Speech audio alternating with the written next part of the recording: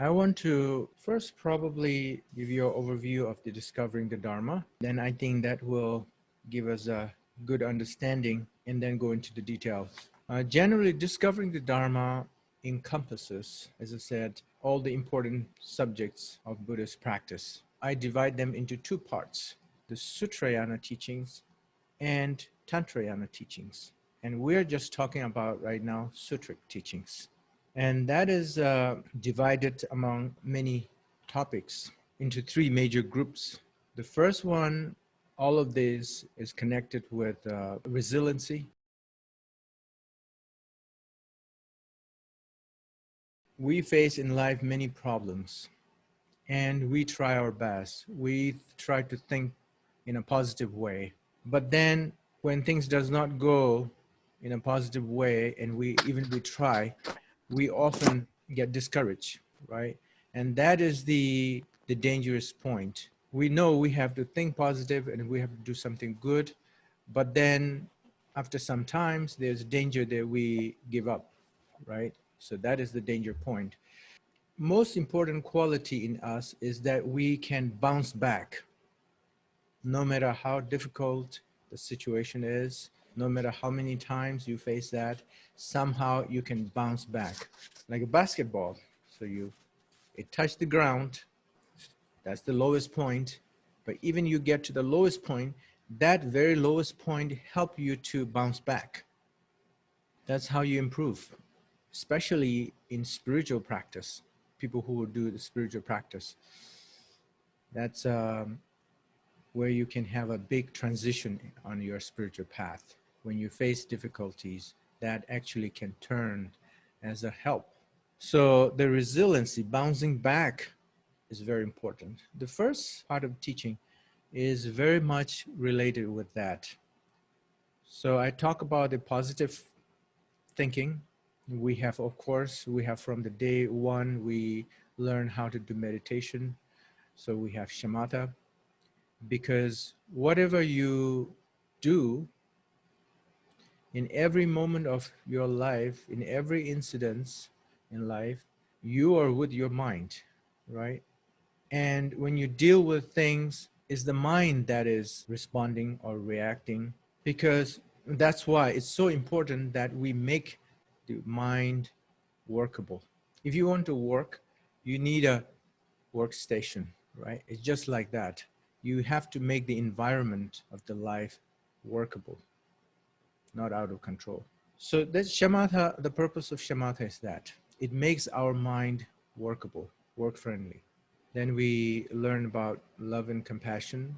To develop that, we focus on mental purification, known as lojong. And then we start with the refuge, because that's where the teaching is coming from. So if you want to learn and improve, you want to get all the good qualities of that. So starting with a refuge, and then we also talk about daily practice, how you put everything into your practice. Then on the second major subject, we focus. So that's about the resiliency. If you have a workable mind, you have a positive view and compassion, it helps us to bring back, to bounce back. But Buddhist teaching is not only just to have a faith and follow, because if you believe something based on somebody's word, is not stable. That's what the teaching said. If you can change because somebody said something very interesting and made you believe, and you believe, somebody else can say something else at a later time, and you can believe that one too, right? So at the end, you don't know where to go because you believe and believe and believe. If you can so easily believe, then you can again do the same and again do the same, and then you waste your time. So you need to know it. It's very important to have a very open mind so you can listen, but then you need to know the reason behind those teachings. What is behind it? Why?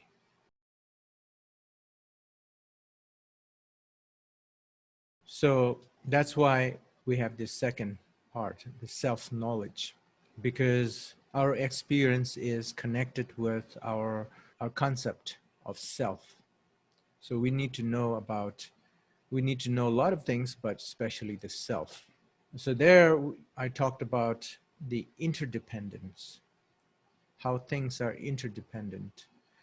Basically, when we say I, we're talking about our mind and body, the collection of mind and body. And how we get that mind and body, then we have to talk about karma, how we are recycling our mind and body. Birth and death is a cycle. And then when you have rebirth, you are recycling it, basically. We are very familiar with recycling, right? So that's what it is. Our mind and body are recycling in a big way. But in fact, when you go in more detail, when you close up and look into things, we're actually recycling every moment, every day, every month. So all these things are moving and changing at every moment. And that moment can be even, you go into further details. So that changing at every moment is called impermanence, a very important teaching of Buddha. It's changing all the time. But changing is something very important for us to know so we don't waste our opportunity. Opportunity of what? That very changing gives us great opportunity to change in the way that we want, in a positive way. If things are not impermanent, we cannot improve because it's fixed. So the changing is very neutral. It means if we don't do anything, we could be losing opportunities. We could be losing whatever we have because it's impermanent. But at the same time, that gives us opportunity, gives us opportunity to improve. So if you go into further detail of that change, that very minute moments of time or minute particles of things, physical things, then you can go, in a way, you can go indefinite, which means you don't really find a single thing because they all can be divided into further smaller things. So when you don't find even a single reliable thing as a source of the other major physical or non-physical things, then you start to understand, get a sense of what emptiness is. Now you see that very thing, let's say if you zoom out, you see things are working. But if you analyze and zoom in and go into very detail and try to find that very nature of oneness or one thing of that thing we used to think is one, then you don't see it. You don't find it. It becomes like a space. You can only find parts, but even the parts, if you go into parts, then you don't find them. So that's how the unity of interdependent and emptiness works. So these all are connected. The teachings of impermanent, when you go further into it, the teachings of emptiness, when you leave it, and look at the things at the grosser level, you see that it works and it's not random. Things work in a system with the law. That's the interdependency. Then comes to the third section of the sutric part of the Discovering Dharma. That is the accomplishment. So by knowing all these things, what do we get? By knowing these things, now not only about feeling good and having some control of mind, not only that, now we also know what's the inner working of all these systems, how these things are happening, why we are talking about emptiness, why we shouldn't attach too much to the things, emptiness, but why we should then worry about these things, because things still works with the interdependent law. Okay, so what do we get? What's the point of knowing these things? Well, there is an accomplishment. We can achieve something. What is achievement? Oh, achievement is to wake up. Right? Achievement is to be free from that nightmare where we have dissatisfactions, difficulties, sufferings, all those things. So the enlightenment, ultimate accomplishment is enlightenment. But even before enlightenment, we can have many enlightenments, many small enlightenments, and that will change our life.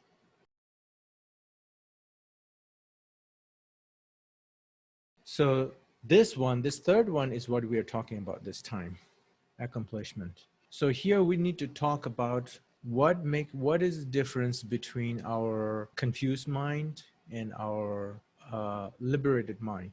What makes them? What makes our mind confused and what makes our mind liberated? Well, when you know things, when you have the insight, your mind, oh, it's like that, right? When you have a nightmare, you're confused, you try to run away from those situations. You go through all the distress and so on. That's the confused state of mind. But when you know that's a dream, then it's very different. Your outlook to that is very different. Oh, that's a dream. So that's the different state of mind. Just by knowing the situation, your mind will be in a different state. So we talks about that. What makes mind confused and what makes mind liberated. But when we say mind is everything. Mind is the mind, the nature, the nature, character, and function of the mind, the types of the mind, how it engages with its object, whether it's outside or inside your mind. The whole teaching is about that. And the emotions. Emotions are part of mind, the functions of the mind. And how do you work with that? How can we use emotions to improve ourselves? And how do we work with emotions, some emotions, so it doesn't bring too much harm to oneself or others?